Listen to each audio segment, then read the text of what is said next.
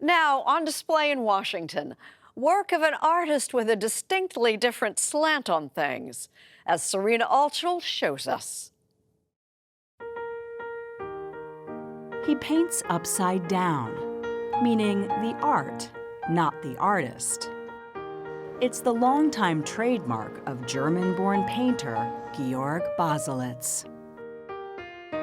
No, these are not boring.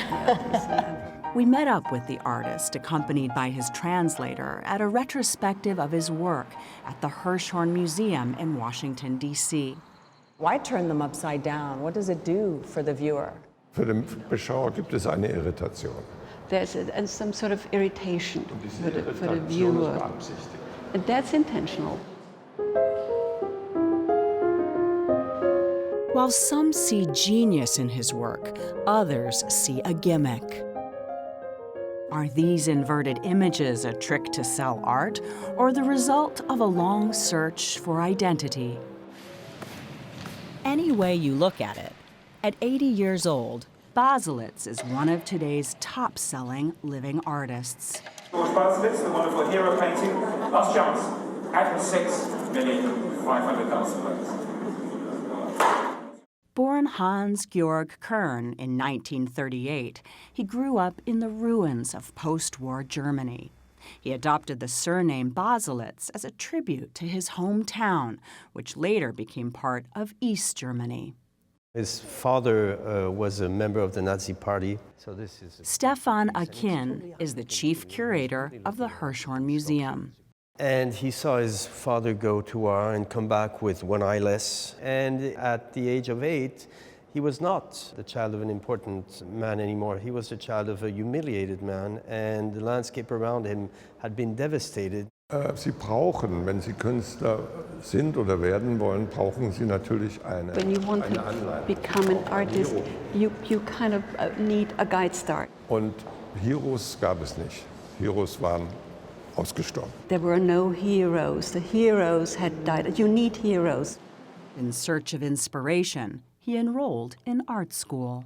He witnesses firsthand the authoritarianism of the East Berlin government. He sees these exhibitions of social realist art, Russian art, promoted throughout Germany and the Eastern Bloc by Stalin. And he feels it's fraudulent. It's fraudulent. Just fake. Yeah, absolutely. And he can't stomach it. He cannot.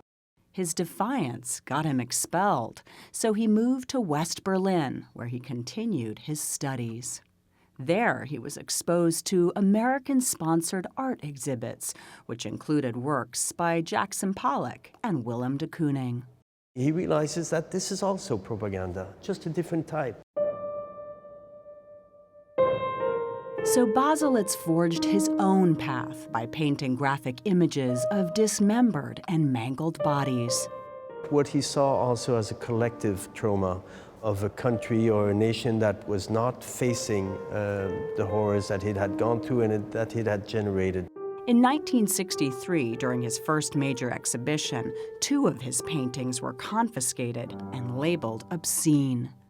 Man beginnt ja nicht sehr brav. You don't start being a really good boy. Ich war zwar dumm, I was stupid. I was uneducated. aber ich war renitent. But I was a rebel. At the age of 31, he found himself in an artistic crisis.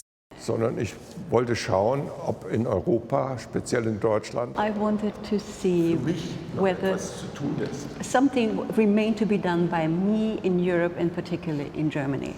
You had some kind of a light bulb moment where you said, aha, I know what I'm going to do. Da ist so ein Licht aufgegangen. Da ist mir ein Licht aufgegangen. Yes, Genau so. this was a light bulb moment. And that's when he decided to turn his world and his work upside down.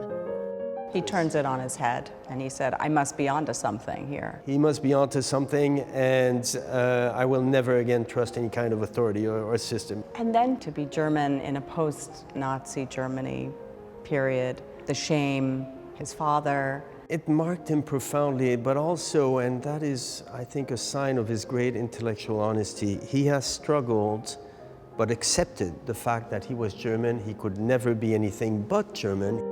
That was then. This is now. The rebel outsider has become an accomplished insider, his work respected the world over. But perhaps as important, So he's a national treasure now. Absolutely.